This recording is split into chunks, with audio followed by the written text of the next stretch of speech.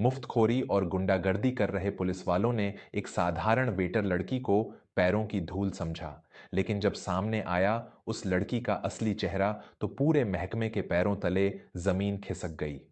नमस्कार, मैं विवेक वर्मा। आज वर्मा स्टोरीज के इस मंच पर आपके सामने एक ऐसी कहानी लेकर आया हूं जो सत्ता के दुरुपयोग और एक जांबाज अधिकारी के साहस की मिसाल है। हम अक्सर किसी व्यक्ति के साधारण पहनावे और उसकी सादगी को उसकी कमजोरी समझ लेते हैं। हमें लगता है कि अगर कोई चुपचाप अन्याय सह रहा है तो उसमें विरोध करने की शक्ति नहीं है, लेकिन सच तो यह है कि असली ताकत शोर मचाने में नहीं, बल्कि सही वक्त पर सही प्रहार करने में होती है। आज की कहानी है एक हाईवे के किनारे स्थित छोटे से ढाबे की, जहां खाकी वर्दी के कुछ लालची रखवालों ने अपनी मर्यादा की सारी सीमाएं लांघ दी। यह कहानी है आईपीएस अनन्या शर्मा की, जिन्होंने दिखाया कि कानून के हाथ वाकई बहुत लंबे होते हैं और वे कभी भी अपराधी की गर्दन तक पहुंच सकते हैं, चाहे वह वर्दी के पीछे ही क्यों न छुपा हो। रामपुर हाईवे पर रामदीन का शुद्ध शाकाहारी ढाबा अपनी सादगी और स्वाद के लिए मशहूर था। 60 साल के रामदीन जी एक बहुत ही शरीफ और मेहनती इंसान थे। उन्होंने अपनी पूरी जिंदगी इस ढाबे को सींचने में लगा दी थी। रामदीन जी के साथ उनकी मदद के लिए एक नई लड़की काम पर आई थी, जिसका नाम था किरण। किरण एक साधारण सूती सूट पहनती थी, सिर पर दुपट्टा रखती और बहुत ही सलीके से आने वाले मुसाफिरों को खाना परोसती थी। वह बहुत कम बोलती थी, लेकिन उसकी आंखों में एक ऐसी चमक और समझदारी थी जो आम वेटर लद्दाखियों में नहीं दिखती। उस दिन दोपहर का समय था, सूरज आग उगल रहा था। तभी एक पुलिस की जीप धूल उड़ाती हुई ढाबे के सामने रुकी। जीप से इंस्पेक्टर गजराज सिंह और उसके 3 सिपाही उतरे। गजराज सिंह इलाके का सबसे भ्रष्ट और अहंकारी पुलिस अधिकारी माना जाता था। उसे लगता था कि इस इलाके का हर दुकानदार उसका गुलाम है। वे चारों आकर बीच वाली मेज पर बैठ गए और जोर जोर से चिल्लाने लगे। गजराज सिंह ने अपनी मेज थपथपाते हुए चिल्लाकर कहा, ओ रामदीन, कहाँ मर गया बुढ़े? जल्दी आ और सबसे बढ़िया मलाई कोफ्ता और तंदूरी रोटी लगा। आज बहुत भूख लगी है, देर हुई तो खैर नहीं। रामदीन जी कांपते हाथों से पानी का जग लेकर पहुंचे। साहब, अभी लाया। बस 5 मिनट दीजिए। किरण चुपचाप कोने में खड़ी यह सब देख रही थी।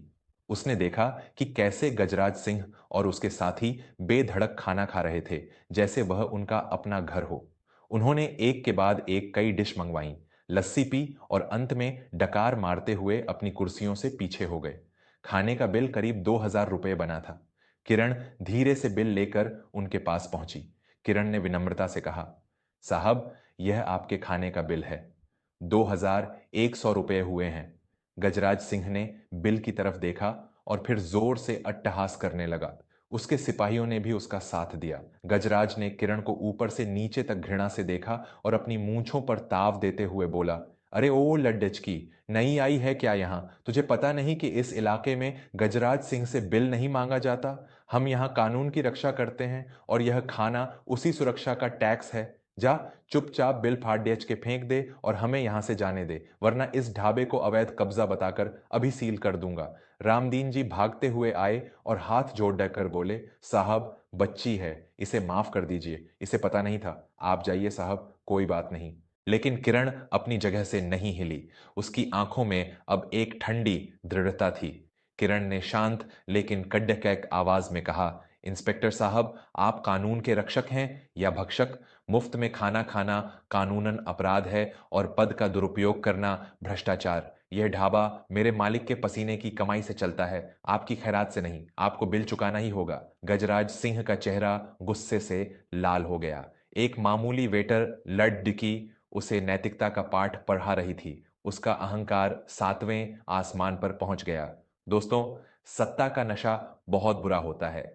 जब एक अधिकारी को लगता है कि उसकी वर्दी उसे कुछ भी करने की इजाजत देती है, तो वह भूल जाता है कि वह वर्दी उसे जनता की सेवा के लिए मिली है।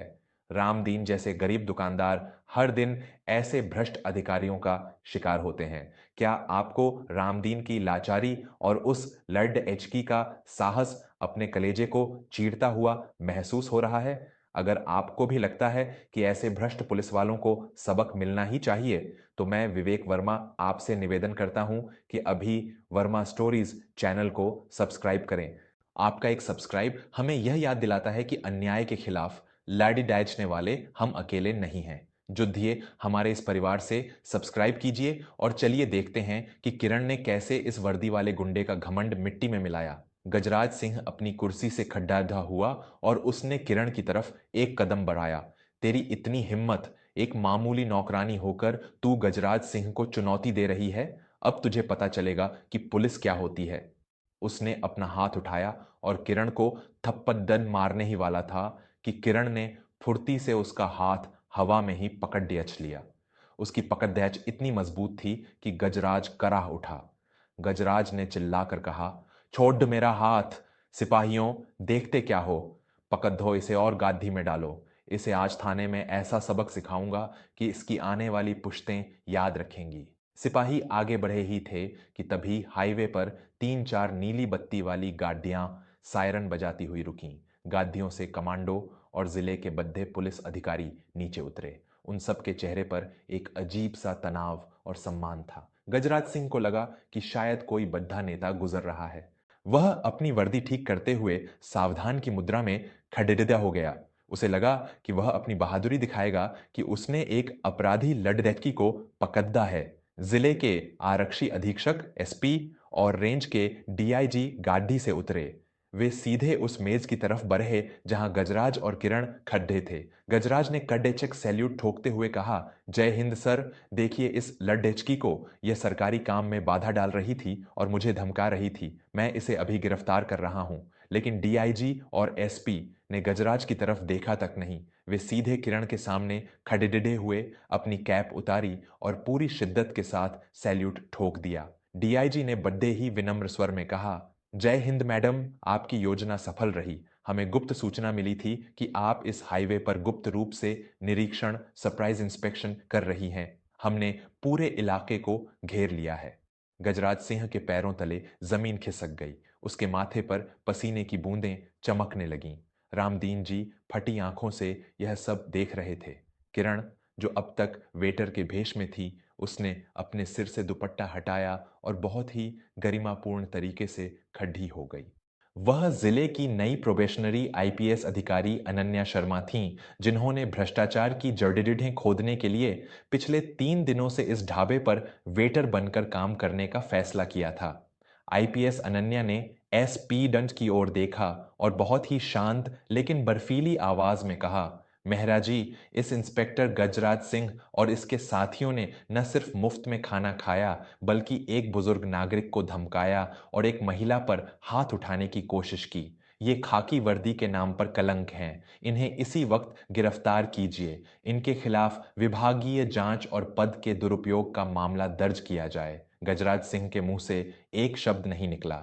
जो हाथ अभी थप्पड़ मारने के लिए उठा था, वह अब कांपते हुए अपनी ही हथकंडियों का इंतजार कर रहा था। दोस्तों, वक्त का तमाचा बहुत जोर का होता है। जो इंस्पेक्टर अभी तक एक वेटर लड्डी डेचकी को पैरों की धूल समझ रहा था, आज उसकी अपनी प्रतिष्ठा मिट्टी में मिल गई थी। पद और शक्ति का घमंड इंसान को अंधा कर देता है, लेकिन जब वह अंधापन दूर होता है तो केवल पछतावा बचता है। अनन्या शर्मा ने दिखा दिया कि वर्दी शरीर पर हो या न हो, एक सच्चा अधिकारी हमेशा अपने कर्तव्य पर होता है।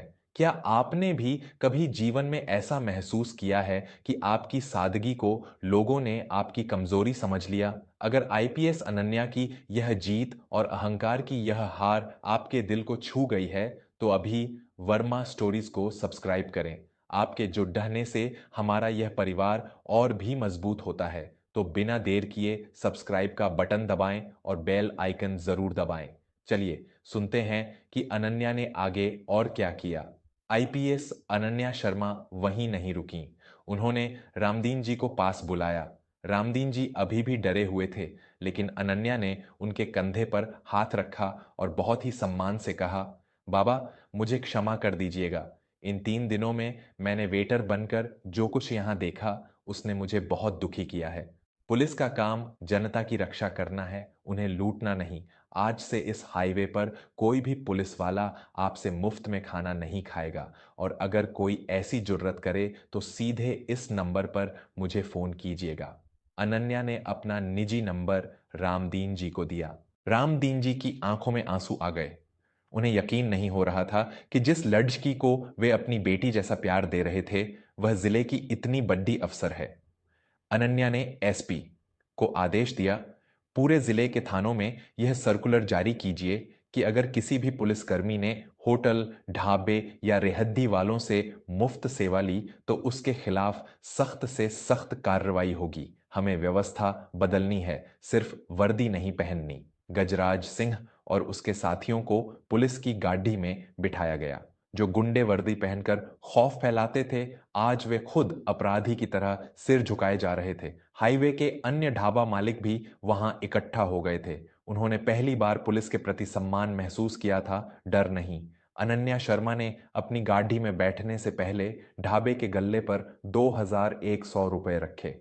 रामदीन जी ने मना किया, लेकिन अनन्या ने मुस्कुराते हुए कहा, बाबा, यह मेरे खाने का बिल है और उस मेहनत का फल जो मैंने यहाँ 3 दिनों तक की।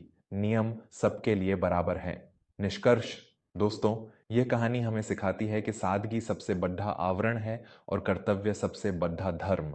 पद और प्रतिष्ठा कभी भी स्थायी नहीं होते, आज हैं तो कल नहीं। लेकिन जो सम्मान हम दूसरों को देते हैं वही हमारी असली पहचान बनता है। किसी को उसके काम या उसके कपड़ों से आंकना और उसे कमजोर समझना सबसे बड़ी भूल है। आईपीएस अनन्या शर्मा ने दिखा दिया कि एक सच्चा जनसेवक हमेशा जागरूक रहता है। ताकत का असली उपयोग दूसरों को दबाने के लिए नहीं, बल्कि न्याय दिलाने के लिए किया जाता है। व्यवस्था तब नहीं सुधरती जब ऊंचे पदों पर लोग बैठते हैं। व्यवस्था तब सुधरती है जब उन पदों पर बैठे लोगों के भीतर संवेदना और नैतिकता होती है। आज की यह प्रेरणादायक और रोंगटे खड़े कर देने वाली कहानी अगर आपके दिल को छू गई हो तो इसे अपने मित्रों और परिवार के साथ शेयर जरूर कीजिएगा।